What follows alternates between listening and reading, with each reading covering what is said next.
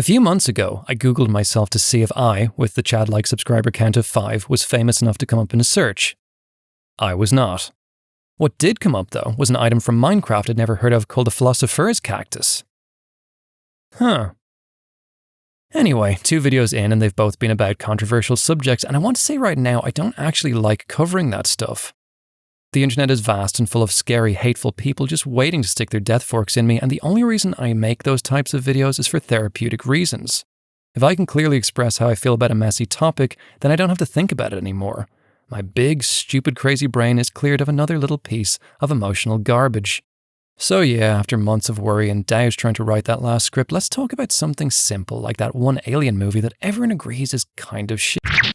I want to warn you all that there will be spoilers for the first 3 Alien movies, so if you'd like to watch them, you should probably leave and do so now. Off you go. Alien from 1979 follows some space truckers who stumble across a new life form which finds its way onto their ship. It stalks the inhabitants until there is only one survivor, Lieutenant Ellen Ripley, played by the legendary Sigourney Weaver. Flipping the whole slasher genre on its head, the film comes together in a perfect unity of top-tier acting, writing, directing, and set design, not to mention the monster itself. The Xenomorph, as it came to be known, is based on a H.R. Giger piece, Necronom 4. I wasn't allowed to watch the Alien movies until I was in my teens, but I did have a book of Giger's art. It's probably for the best that I didn't notice the dick and pussy obsession that filled his work till much later in life, because now that's pretty much all I can see. Aliens in 1986 has Ripley being rescued and woken up from a 57-year-long hypersleep to find everyone she loved is now dead. She must accompany a ragtag group of Marines back to planet LV-426, where the alien creature was first discovered. On arrival, a massacre ensues, the whole place now overrun with xenomorphs. Ripley and the surviving Marines must escape along with a little girl called Newt. The sequel veers away from horror, now much more action-focused, containing a slew of great lines such as, "Get away from her, you bitch!" or my personal favourite, "Hey, Vasquez, have you ever been mistaken for a man?" No. Have you? or the always endearing, "They mostly come at night, mostly." The movie features many memorable characters. The badass Vasquez, portrayed by Jeanette Goldstein, who also played John Connor's stepmom in T2. Her BFF Drake, who took me a while to stop seeing as Boggs from The Shawshank Redemption, who befouled my beloved Andy Dufresne. There's also the plucky Sergeant Apon, tough guy Hicks, the smart mouth Hudson, Lieutenant Gorman, who no one likes, and of course we can't forget that absolute snake, Carter Burke. So I made a decision and it was wrong. It was a bad call, Ripley. It was a bad call. Bad call. Right. These people are dead, Burke! Despite a lengthy opening, the film never feels slow. It seamlessly moves from scene to scene, climaxing in a thrilling showdown. As perfect a movie as anyone could ask for. 1992 saw the release of Alien 3, and even at 6 years old I realised what a big deal it was. My only personal connection to it at the time was Alien 3 on the Mega Drive. I'd never seen anything so gritty and realistic in a video game. When you were used to stuff like Sonic the Hedgehog, this looked lifelike by comparison. It took me a long time to get past the first level, but I still enjoyed killing aliens and exploring the world. I would draw maps of that first level. Oh, and the music. This track was a defining part of my childhood.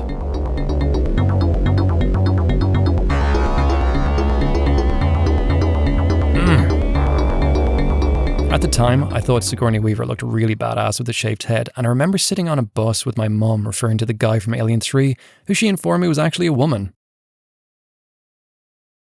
My tiny mind was blown. They made a joke about this same thing in a Beavis and Butthead book. I loved those two. When I finally got to watch the Alien movies, I adored the first 2, felt sort of meh about the 4th, but actively avoided watching Alien 3. It had garnered somewhat of a reputation, reviled by oh so many. Even director David Fincher hated the movie. I never heard anyone talk about it with any sort of affection. Many years passed and I'd sort of forgotten about it until one evening while house-sitting for a friend, there it was on TV. So I sat and I watched. It was a bad movie, but not in the way Troll 2 or The Room are bad movies, nor did it feel bad like when as an adult I rewatched Alien Resurrection. Boring and completely lacking in life and whatever the this thing was supposed to be. With the success of Aliens, a sequel was needed as quickly as possible.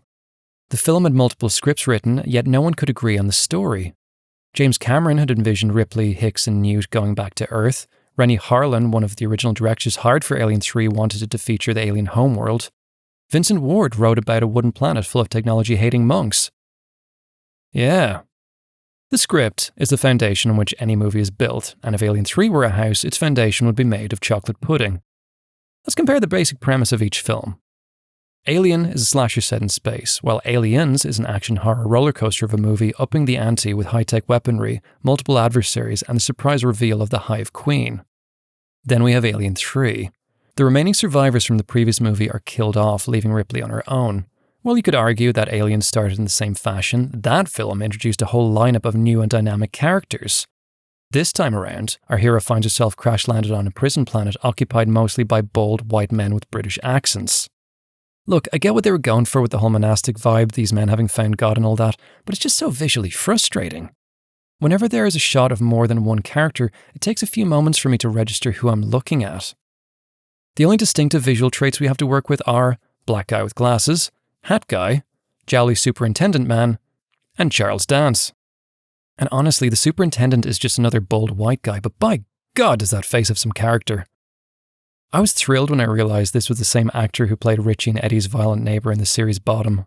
Something very special's happened to me. I'm in love. It's the real thing. So I don't want you two jerks coming around messing things up. Do you understand? If I see either of you again tonight, I'll kill ya! Also, we are not rooting for any of these characters because, as the superintendent says, we've 25 prisoners in this facility. All double white chromos. All thieves, rapists, murderers, child molesters. All scum. Just because they've taken on religion doesn't make them any less dangerous. Not a good start. So Ripley waits for a rescue ship among her new aesthetically dull comrades when it is revealed there were a couple of facehuggers hiding on board the escape vessel. One impregnates her, and the other impregnates a poor little doggy named Spike. The dog alien is birthed and systematically begins murdering the inmates, except for Ripley, because it turns out she is carrying a queen. She uses this immunity to help the remaining unmurdered inmates trap and kill the alien, which they eventually do. When people from the corporation arrive to rescue Ripley, they want to take the alien inside her for themselves. With this realization, she falls into the furnace, killing herself and the xenomorph in the process.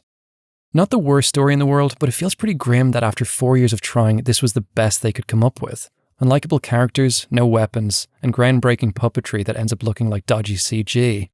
By the way, I stumbled across this synopsis of Alien 3 on a streaming site and felt that it needed to be shared. Escaping from Death Planet, lifeboat put Ripley located in a desolate planet where exiles interplanetary prisoners. But danger is always lurking when one cell parasitic monster has crept up into the hull of life-saving. Again, the struggle to survive starts again, but this time, the cost is too great. Perfection. So what is there to enjoy about this mess of a sequel? Well, quite a lot, actually. First and foremost, this is a David Fincher movie. Each and every time I watch it, my skin tingles at the beauty of his composition. There's something disquieting about the way he uses close-ups, of which there are many. I'll completely own my Fincher fanboyism, but you have to admit there is a certain something in how he frames his subjects. The producers were expecting this to be a quick and easy shoot, but they were not counting on Fincher being a perfectionist. You can really feel that care and attention throughout. Of course, a director ain't worth shit without their cinematographer. Alex Thompson creates some really intense moods in Alien 3, and yeah, I'm an absolute sucker for his silhouette shots. Unnatural shades of black and orange are used to create a menacing atmosphere. Sigourney Weaver, who I absolutely adore, gives a bit of a tired performance here. She didn't really want to come back for a third movie, and there is a certain apathy that comes across in her acting. But then, there is Charles Dance, who of course we all know for his genre-defining role as Mr. Benedict in Last Action Hero. Hello, Toto. Every word this man utters makes my heart melt.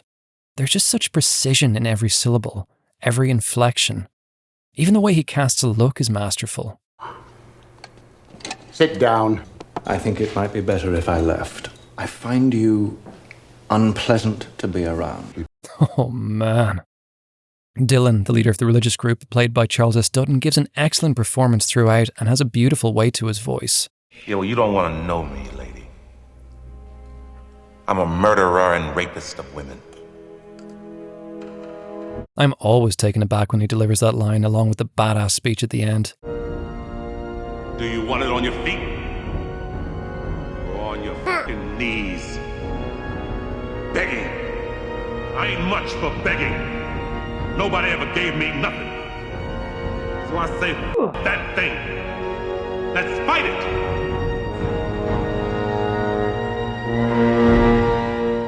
Superintendent Andrews is one of those characters I love because of just how nasty he is. Quarantined. Mr. Aaron will escort you. I think you'll be safe from any large, nasty beasts while you're there, right? Yes, that's a good girl. God, he's just so yucky. And then there's Aaron, the superintendent's lackey. Despite being dim-witted and in way over his head, he still attempts to assert some form of authority. Right, I've got to get these section arrangements organised with Dylan for the paintbrush. David. Yeah, you can get these drums organised and... Right, 85. After watching Alien 3 a couple of times, I knew I'd seen him in something else. Then it hit me. Well, I managed to take out the tiger with a can of mace. But the shop owner and his son, that's a different story altogether. I had to beat them to death with their own shoes. I've got to admit, that's pretty good range. The xenomorph suit looks really good. A redesign on Giger's original, more compact and dog-like to reflect the house from which it was birthed. However, it is difficult to get a sense of how big the creature's actually supposed to be. In the composite shots, the alien looks a bit on the small side, but in other scenes it looks massive. I think the greatest moment of Alien 3 comes with the reveal of Bishop, the real Bishop on whom all the androids were based. Ripley goes through this wonderful arc of being betrayed by the ship's android in the first movie, then against her severe prejudice is won over by the self-sacrifice of the android Bishop in the second. Now you've got his human incarnation trying to take the xenomorph for nefarious reasons. This character we adored is now being presented as a dirtbag company man, and every time I watch this scene I feel myself seething with hate. Ripley falls into the furnace, grasping the newborn queen alien as it bursts from her chest. There's a massive sense of triumph and sadness all at once, which is complemented perfectly by Elliot Goldenthal's score. I got a tugging at my heartstrings at this betrayal, and it's wonderful when a movie can do that. The assembly cut versus this theatrical release is an interesting discussion. With the assembly cut, the scenes are longer, which allows for some breathing space. However, I find myself getting bored anytime I watch it. With an extra half hour of content, the movie really drags, and I just find the editing of the theatrical cut so much more satisfying. If you'd like to see all the differences between the two versions, I recommend watching this video by Alien Theory. Like many people, I have my own preferences of what I would leave in. I enjoy the extra scene when Charles Dance finds Ripley, where we also get to see a bit more of the planet. There is an entire subplot omitted from the original cut where the alien is trapped in the toxic waste dump of the facility. Golic becomes obsessed with the creature, releases it, and promptly gets himself murdered. Interesting, but it slows down the story way too much. The absolute biggest sin that the assembly cut commits is how they change the death of Ripley. I mean, she still falls into the furnace, but there's no birthing of the queen alien, no tender death grip of the screaming infant as it plunges into the fiery abyss with its host.